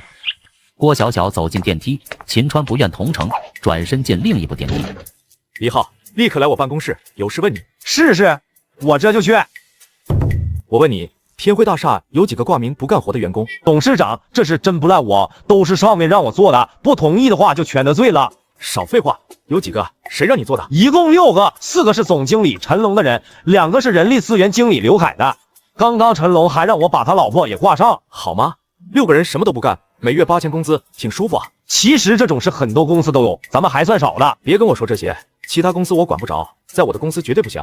立刻把那6个人开了，让刘凯和陈龙来见我。刘凯请假了，陈龙在，那就让陈龙来，刘凯明天不用来了。是。李浩慌忙离开，秦川脸色依旧阴沉。夏蝉注意到秦川怒气冲冲，怎么了？对李浩发那么大火气？别提了，电梯里碰到了郭小小。哟，旧情人呀，真巧。行了，别挖苦我了。哼，今天销售怎么样？我下去看过，比昨天还多，估计下班能有3、400万。很好。郭小小坐在沙发上，怒气未消。陈龙走进来，搂住他。小宝贝，怎么不开心？别提了，楼下碰到了前男友，被骂脸皮厚，还说我贱。关键这人还是你的员工。谁敢骂你？还是我员工？老子分分钟开了他！正当郭小小要说名字，李浩推门而入。陈总，董事长让你去一趟办公室。门不会敲了吗？谁教你的？行了，别凶我了，赶紧去董事长办公室吧。陈龙脸色一沉，准备去见秦川，但他绝对想不到自己马上要被开除了。陈龙拉着郭小小走进秦川的办公室，神情有些紧张。董事长，您找我。秦川背手站在落地窗前，转身神色淡然。进来坐吧。秦川，你是天辉大厦的董事长？陈龙愣住，转头看向郭小小。你认识董事长？他就是在电梯里羞辱我的那个。陈龙脸色变得难看，心里咯噔一下，隐隐有种大难临头的感觉。陈总经理，知道我让你来干什么吗？不知道。你老婆刚才说你要给她挂名入职，还想开了我，能解释解释吗？董事长，误会，都是误会，我没和小小说过。郭小小，你刚刚在楼下怎么和我说的？没忘吧？郭小小呆在原地，完全懵了。突然，陈龙怒火中烧，甩手就是一巴掌扇在郭小小脸上。郭小小，你怎么一天到晚净给我惹麻烦，还不快给董事长道歉？郭小小被扇倒在地，捂着脸，满眼不可置信。你敢打我？打的就是你。平时在我面前任性也就算了，还敢扬言要开了董事长，你算老几？夏蝉站在门口目睹这一幕，心里暗暗吃惊。陈总经理，我给你两条路，要么自己提交辞职报告，要么我现在就把你开了。陈龙脸色惨白，站在原地，进退两难。董事长，这件事我可以解释，不是您想的那样。行了，看在你是总经理的份上，我把面子给你留足了，别逼我现在裁你。陈龙只觉得大脑发懵，悔恨交加，恨不得时光倒流。出去吧。郭小小，看我回去怎么收拾你。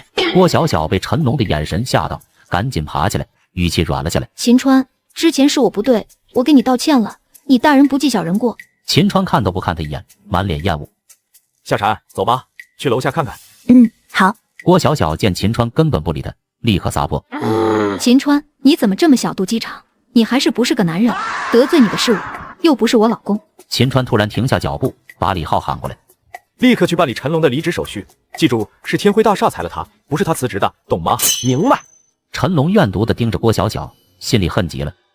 傍晚，秦川和夏蝉走出大厦，夏蝉手里拿着销售报表，满脸不可思议。真不敢相信，短短2天，纯利润竟然达到了200万。这还是广告成本只有150万的基础上，如果加大投放，销售额还会翻倍。你真的太厉害了！我和东盛集团签了协议，我就任董事长，享有2成分成权，这200万我能分到40万。2天赚40万。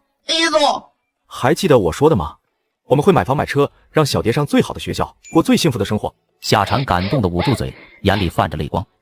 真的不敢想象，1天20万，1年就是7000多万啊！7000多万算什么？以后还会更多。我可没那么大野心，现在就很知足了。秦川心想，上一世他千亿身家，如今重活一世，未来只会更好。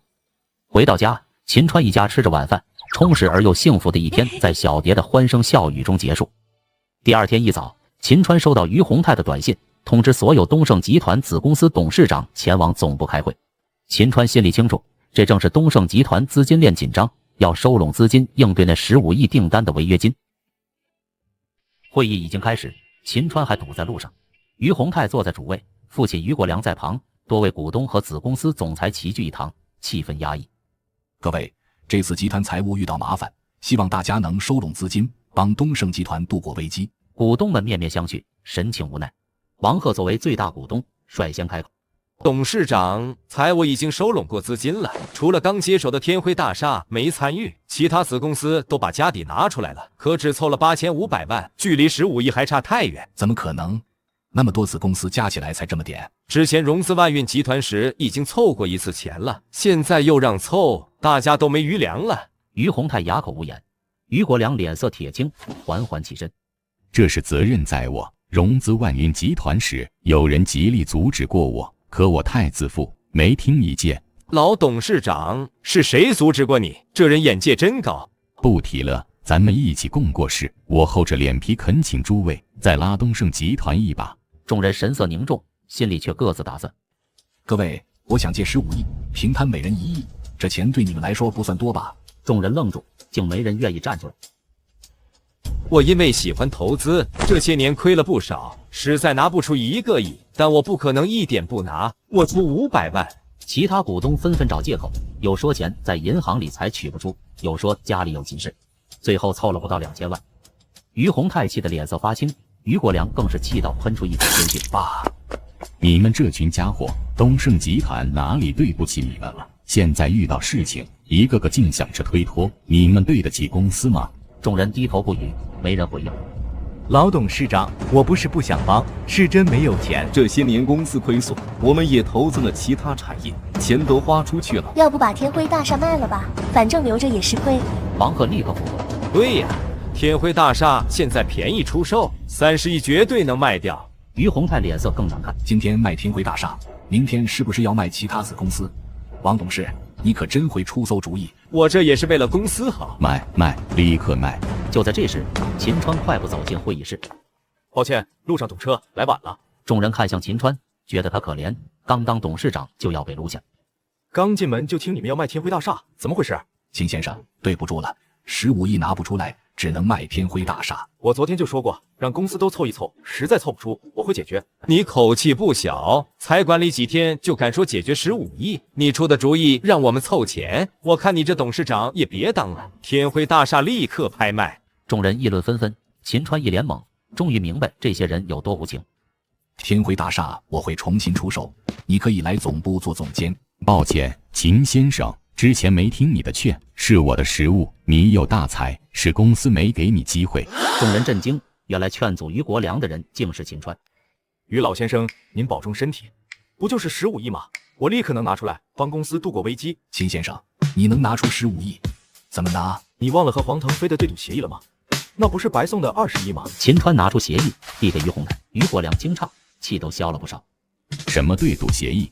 这协议要天辉大厦1个月内盈利才生效，已经盈利了。会议室里，所有人都盯着秦川和于洪泰，满脸错愕，不明白发生了什么。广告投放第2天起，天辉大厦现在纯利润已经有200万了。众人倒吸一口凉气，难以置信。这不可能，天辉大厦那烂摊子怎么可能这么快盈利？你到底是怎么做到的？其实广告费只花了150万，后面继续投广告，赚的只会更多。好，秦先生真没辜负我的期望。众人看秦川的目光全部从嘲讽变成了钦佩。先把眼下的问题解决吧。陈秘书拿着对赌协议去黄氏集团，把20亿要回来。陈秘书正要离开，秦川走过去，低声嘱咐几句：“照我说的去谈，不然黄腾飞不会轻易付钱。”陈秘书点头离开。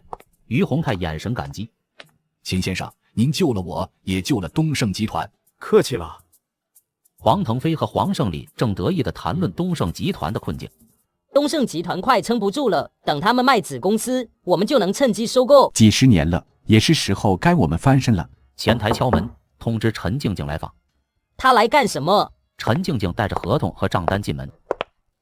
这不可能，几天就盈利200万，你们账单造假了吧？黄总，上市公司账单造假要负法律责任，您可以随时查。黄腾飞立刻打电话核实。董事长，天辉大厦确实每天都在盈利。黄腾飞如遭雷击，混账！好不容易盼来东盛集团破产，你倒好，自己送上20亿。我要重新调查。黄总，协议白纸黑字，若拒付我会请媒体曝光，到时候您的损失可不止20亿。黄腾飞气得咬牙，黄胜利无奈，愿赌服输，付钱吧。黄腾飞极不情愿地写下20亿支票，递给陈静静。谢谢黄总出手相助，这个恩情我们记下了。陈静静拿着支票离开，众人焦急等待。陈静静带着支票敲门进来。董事长，这是黄腾飞给的20亿支票，1分不少。他这么爽快？起初不想付，是秦先生教我怎么说，他才肯乖乖付钱。秦先生，省得100亿融资。于先生过奖了，先把15亿账单付了吧。对，剩下的5亿全给你。现在公司缺钱，5亿留着应急吧。秦先生，这5亿你必须收，要不是你，公司早完了。秦川点头收下，心里已有规划。傍晚，秦川和夏蝉去人工湖边散步。你在看什么？这条商业街后面是不是火车站？是啊，怎么了？秦川心里盘算，这条老街以后会因高铁站和高架桥重获新生，成为聚宝盆。夏蝉，你之前不是说最想创业吗？现在还想吗？以前是想开个小店，自己当老板，不过现在不是有更好的选择了吗？天辉大厦毕竟不是我们自己的产业，人无横财不富，马无夜草不肥。我觉得还是得自主创业。夏蝉点头，心里其实也担心东盛集团的危机，万一天辉大厦倒了，他们又得回到原点。你要创业吗？我支持你。那我们就买这里的商铺。买这里？你不是开玩笑吧？这地方一天人流都不到1000，买了不亏死。你又开始怀疑我的眼光了。夏蝉犹豫，心里还是觉得老街没前途。要买就买一间试试吧，这里商铺也不便宜，一间要200万，咱们也只能付首付还贷款，或者先租一间。我的意思不是租，也不只是买一间，我打算把这200个商铺全盘下来。你说什么？全买？你没发烧吧？200个商铺要4个亿。忘了告诉你，我卡里有5个亿。多少？5个亿。你哪来的5个亿？你又干什么了？还记得我和黄腾飞的对赌协议吗？于总给了我5个亿。夏蝉彻底懵了，感觉像做梦一样。如果你想买，我支持你。秦川洗漱后回房间，正准备看晚报，手机突然响起，是刘武打来的。刘老板，秦大师，没打扰您吧？没事，怎么了？工地又闹黄皮子了。自从您上次施法，工地一切正常。这次是我朋友的工程出问题了，要造桥，柱子立不住，还没了不少人，怀疑风水有问题，想请您帮忙。在哪？市外郊区，来回1天。我最近忙，没时间。秦大师，别拒绝啊！我朋友说，谁能解决就给20万。真没时间，你找别人吧。要不加钱？不是钱的问题，来回1天，如果耽误的话，那就得2天。我没那么多时间。秦川心里盘算，明天要买商铺，后天还得陪夏蝉参加姥姥寿宴。那秦大师什么时候有时间？再看吧。行，过2天我再联系你。第2天早上，独自前往星城房产准备买商铺。秦川有个好兄弟郑平就在这里上班。前台女子见秦川进来，笑脸相迎。先生，您是买房还是看房？我找郑平。女子愣了一下，仔细看了秦川。你是秦川？你认识我？女子脸色瞬间冷漠，摆出厌恶表情。郑平今天没上班，你走吧。秦川仔细一看，认出是郑平老婆陈妙妙。我去郑平办公室看看。站住！我说了，郑平没在，你也别想着问他借钱了。现在家里我管钱。我是来买商铺的，你就这样对待客人吗？就你还买商铺，几十万首付，你能付得起吗？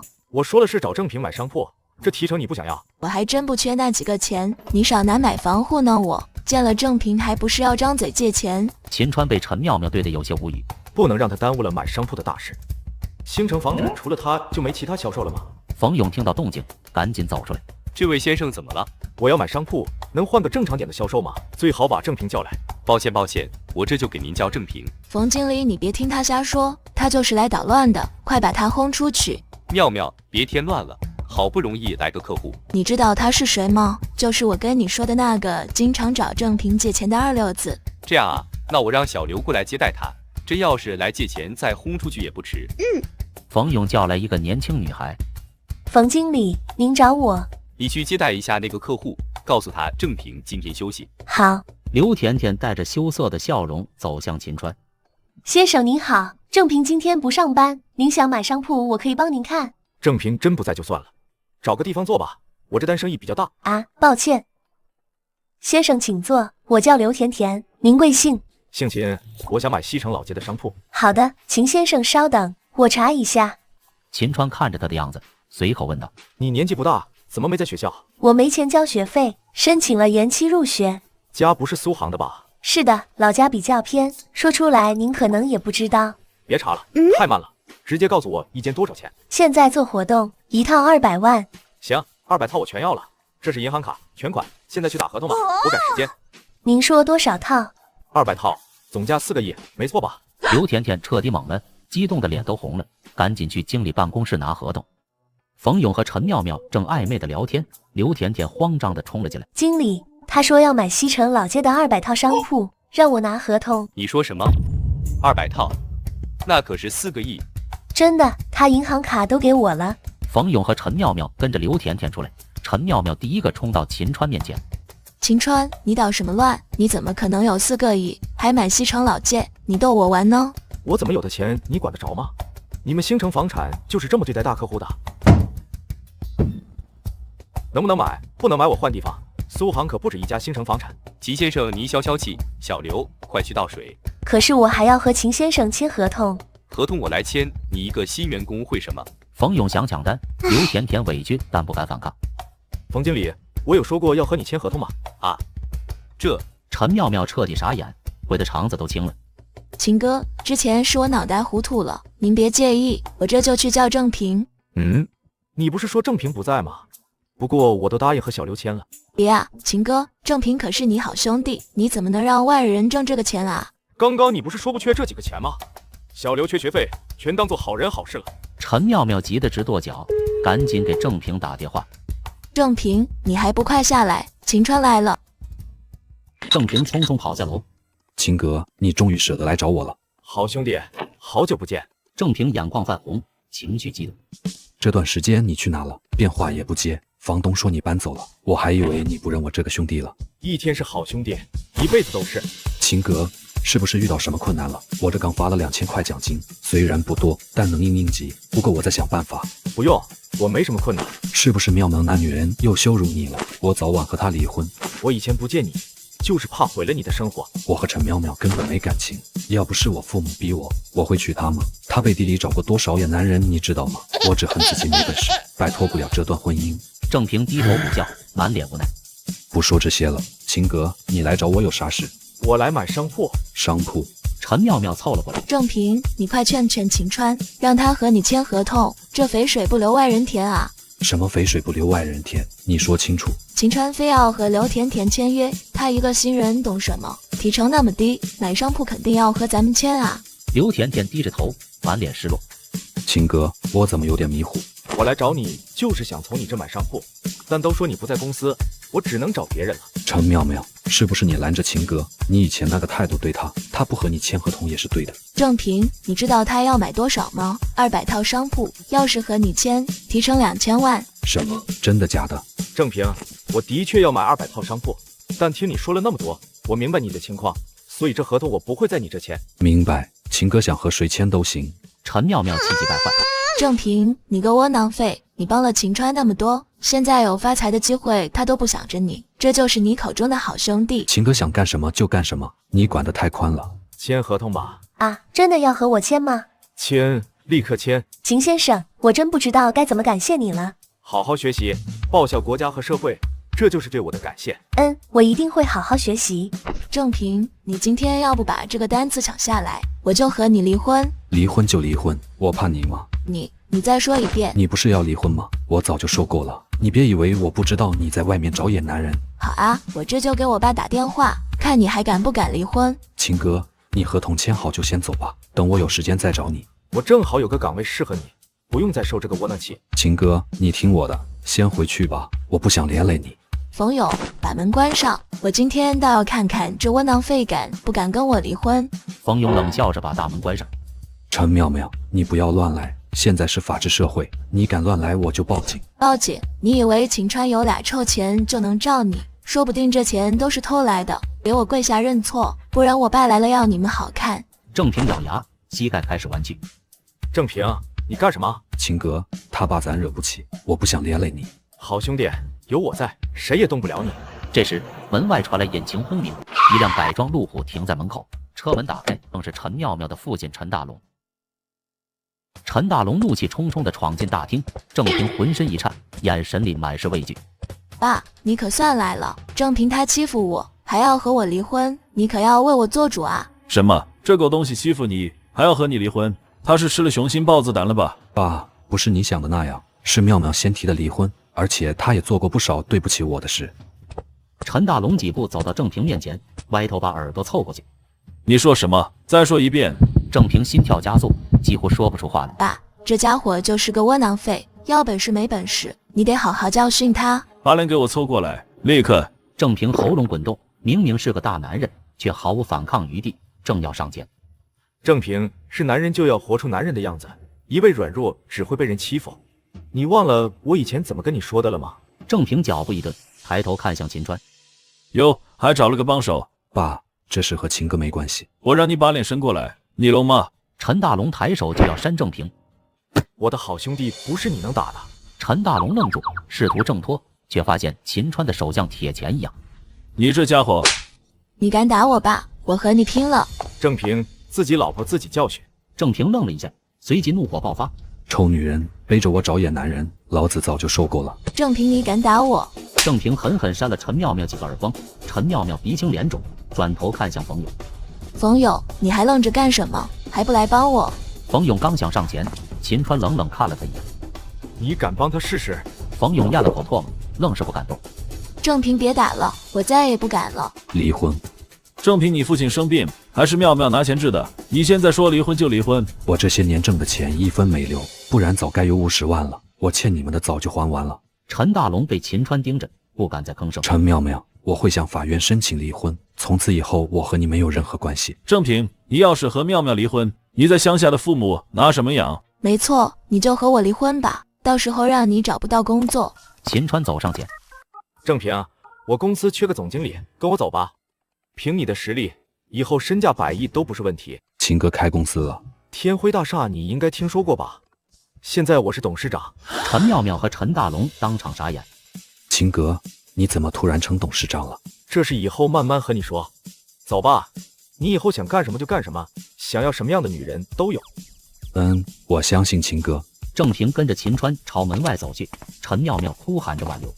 正平，你别走，我错了，我真的错了。两人头也不回的离开。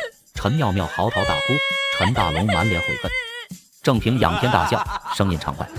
哈哈，我终于自由了，再也不用受那一家子的窝囊气了。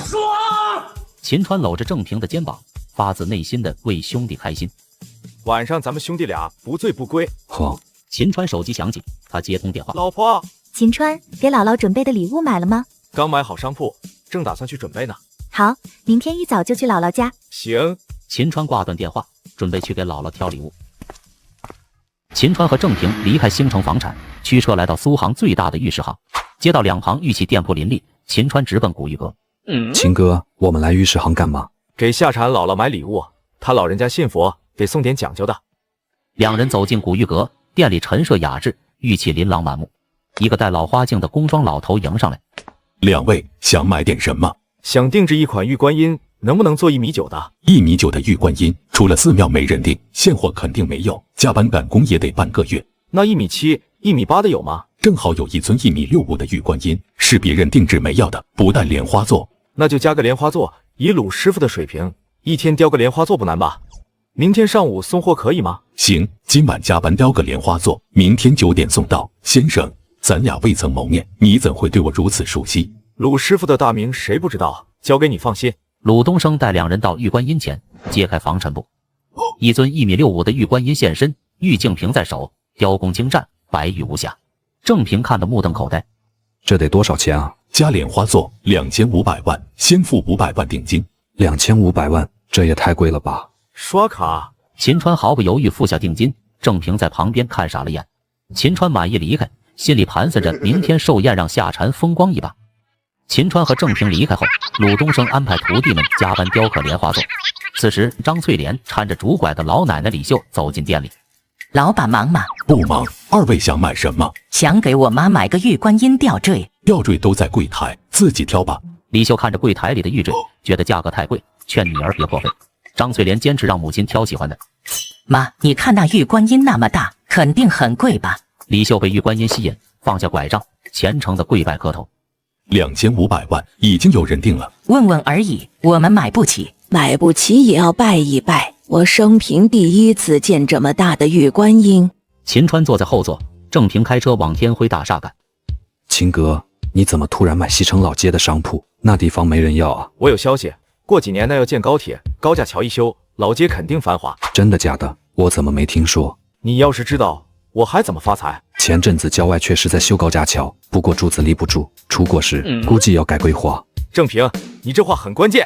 秦川突然意识到，刘武昨晚打电话就是让他帮忙解决高架桥问题。秦川立刻掏出手机拨通刘武电话。刘武正焦头烂额，施工队准备绕开大河，工期延长，承包计划泡汤。电话响起，刘武赶紧接通。秦大师，施工别绕河，我后天去帮你解决。秦大师怎么知道施工要绕河？别问，后天我就到。您不是没时间吗？那桥耽误我发财了。刘武一头雾水，但满心期待秦川的到来。傍晚，秦川和正平抵达天辉大厦。秦哥，你也太厉害了吧？怎么1-2年没见，你都当上董事长了？不是1-2年，是1周。什么？走吧，郑总经理。正平以为自己在做梦，自己竟摇身一变成了总经理。秦哥，我怕自己不行。没什么不行的，以后就跟着我干。秦哥，谢谢你。这都是你应得的。正平是秦川在苏杭唯一的兄弟，曾在秦川最落魄时多次帮忙，秦川给他再多都值得。郑平走进办公室，夏蝉正在整理文件。郑平，嫂子，从今天起，郑平就任天辉大厦总经理。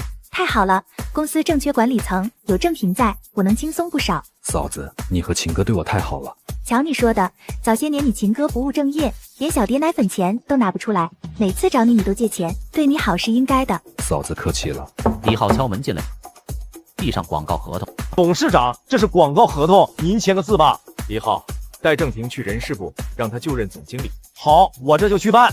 郑平，不要拘束，就当自己家。知道了，秦哥。夏蝉凑到秦川身边。秦川，你给姥姥买的礼物呢？让我瞅一眼。是个定制的玉佛，明天才能看。要是玉佛的话，我建议你还是退了吧。夏言刚来过，说妈今天带姥姥也去买礼物了，是个吊坠玉观音。你要是也买坠子，就重样了。放心吧，不可能重样，这物件在苏杭想重样太难了。到底是什么呀？你就说嘛，我好想知道啊。是玉观音，价值连城。我还以为是什么惊喜呢，都知道姥姥信佛，全买佛像。全都买佛像。大姨买金佛20多万，二姨买翡翠佛珠5万，妈怕比不过，今天带姥姥去买的。他们的全加起来，连我的底座都买不起。夏蝉听了愣住，继续猜价格。你花了100万？不止。200万？500万？秦川摇头。不会是1000万吧？差得远呢。夏蝉彻底懵了，秦川没再说，准备明天让大家见识价值2500万的白玉观音。第二天清晨，秦川和夏蝉带着小蝶坐李浩的车去姥姥家。董事长，我这小破车有点不上档次，确定要用我的车啊？代步而已，没事。现在不是在公司，不用叫董事长。好的，哥。姐夫，你现在可是董事长，没辆好车怎么行啊？等不忙了再考虑买车吧。现在住的地方太挤，没地方停。夏言和李浩点头，5人一同前往姥姥家。李秀家是一栋3层小洋楼，张萍萍和张丽丽早早赶来，衣着光鲜，气派十足。这翠莲也太不像话了，昨天偷偷去给妈准备礼物了，说好今天一起给妈惊喜的，肯定是买的没咱们的好，不好意思拿出来。老三混得最差，夏蝉嫁了个窝囊废，也就夏言还好点。妈帮翠莲把夏蝉养大，结果每次送的都那么寒酸，真白瞎了。妈还背着咱们给夏蝉钱呢，等老了还不是我们姐妹照顾，凭什么把钱给那没良心的外甥女？他们之所以送贵重礼物，其实是惦记着李秀的洋楼和未来的拆迁款。一行人刚到家门口，张翠莲便出来迎接。大姐、二姐，你们来了。一行人陆陆续续进屋。夏蝉和夏言怎么没来？夏言快到了，夏蝉工作忙，请不了假。真不像话，怎么说夏蝉也是被妈带大的，自己姥姥过生日连个面都不露，又没让她花钱办酒席，带张嘴吃饭都不来。张翠莲非但没帮自己女儿说话，反而添油加醋。大姐、二姐别生气，等我回去好好说说她。夏言就快到了，李浩知道是姥姥生日，花了2万多买礼物呢。看看人家夏言多孝顺。是呀，还是夏言这丫头懂事，李浩也有本事，我可就指望他了。李秀正好礼佛结束，看到一大家子到齐，开心的不行。都来了，快坐吧。李秀再次扫视人群，似乎发现少了谁。翠莲呀，怎么不见小蝉和小妍？小妍马上就到，小蝉您就别惦记了。他说他忙，请不了假，连自己姥姥生日都不露面。小蝉压力确实挺大的，还要带着小蝶，有时间我去看她。妈，今天您过寿她都不来，您还要去看她？你们2个当姨的也不知道体谅晚辈，小蝉不容易，能帮就帮一把。李秀刚说完，从门外走进来了5个人。姥姥，小蝉来了，小蝶也来了。小蝶见到李秀，立马扑了上去。太姥姥，小蝶又长个了，跟你妈妈小时候简直一个样。张翠莲见状，气愤地把夏言拉到一旁。谁让你告诉你姐的？妈，姥姥过生日怎么能不通知呢？妈，你是怕姐给你丢人吗？放心，姐和姐夫现在都不一样了，而且……什么？姐夫？你不跟妈一条战线了？夏言知道秦川现在的身份，自然不敢和张翠莲一条战线。一旁的张萍萍见气氛差不多了，拿起寿礼朝李秀走近。妈，这是我给您准备的寿礼，纯金打造的金佛。张萍萍打开盒子，金佛栩栩如生。李秀也被这金灿灿的佛像所吸引。来都来了，还拿那么贵重的礼物干嘛？不贵，也就20多万。20多万还不贵？妈知道你这些年生意上赚了些钱，但也别铺张浪费。说罢，李秀小心翼翼地接过金佛，观摩了起来。一旁的张丽丽见状，也拿出了一个小盒子。妈，这翡翠佛珠是我专门找人打磨的，祝您福如东海，寿比南山。张翠莲见他们都开始送礼，用胳膊杵了杵下眼。小妍，你和李浩准备的礼物呢？快拿出来吧。李浩，把佛画拿出来吧。姥姥，这是我托人在崇光寺请高僧开过光的佛祖画像，很灵的。真是有心了，我以前去崇光寺都没求到。张翠莲见状也是松了口气，毕竟这次有李浩在，跟往年不一样的。张萍萍见众人都把礼物送了出去，目光转向了夏蝉。小蝉，你给姥姥准备了什么礼物呀？是啊，总不能空手吧？时候差不多了，该去饭店了。妈，你急什么？小蝉还没拿礼物呢。张萍萍可不会放过让夏蝉出丑的机会。一旁的张翠莲则是耷了个脸，她知道夏蝉拿不出什么像样的礼物。姥姥，礼物我让秦川准备了，这会儿应该快到了。哟，还是送来的，不会是生日蛋糕吧？送来的不是蛋糕能是什么？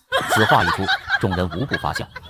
姥姥，是夏蝉专门让我去定制的玉佛，应该马上就到。玉佛那不是重了吗？我已经送了金佛。夏蝉听着有些气愤，秦川缓缓走出，目光注视着张萍萍。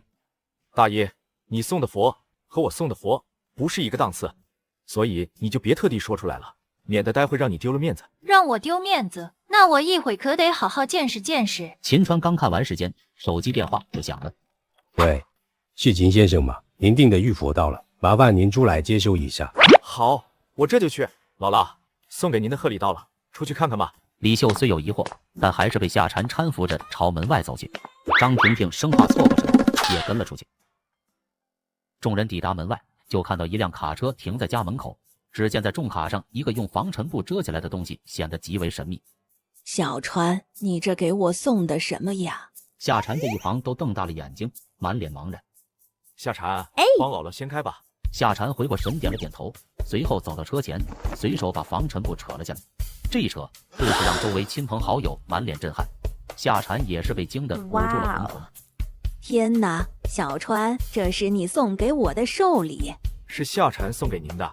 一旁的张萍萍见到雕塑后失神了半天，反应过来，我还以为是什么呢？这不就是化学白胶浇铸的假观音像吗？能值5000块吗？还档次比我高。就是这白玉毫无瑕疵，纯天然的白玉能有这么大，一看就是假的。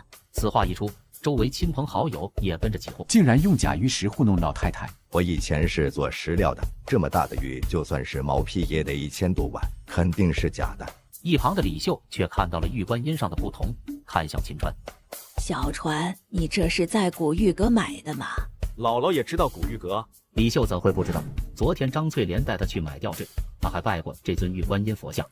妈，别信他的，他能买得起古玉阁的东西。是啊妈，别被他给骗了。真的假的？我能不知道？昨天翠莲带我去古玉阁买玉观音，我亲眼看到过这尊雕像。张萍萍带着不可置信的眼神看向了一旁脸色同样精彩的张翠莲。是真的，我和妈见过，价值2500万。张萍萍本以为自己送的金佛已经很好了，可跟着玉观音比起来，却啥也不是。单单这一座玉观音的价格就超过了她所有家产。小船，这太贵了，我不能要，你还是退了吧。姥姥，当初夏蝉有难，您拿出3万给他，夏蝉一直记着呢，好几次都说要好好报答您。姥姥不要什么报答，只要都好好的就行。此时夏蝉站在一旁，感动的说不出话，眼泪不争气的流下。他没想到秦川会给自己这么大一个惊喜，真的送给姥姥价值2000多万的寿礼。小蝉，你哪来的钱？中彩票了？妈，这是秦川赚的钱。这句话犹如深水炸弹，毕竟在众人眼里，秦川只是一个不务正业、吃喝嫖赌的废物。如今突然能赚钱，还是几千万，这太夸张了。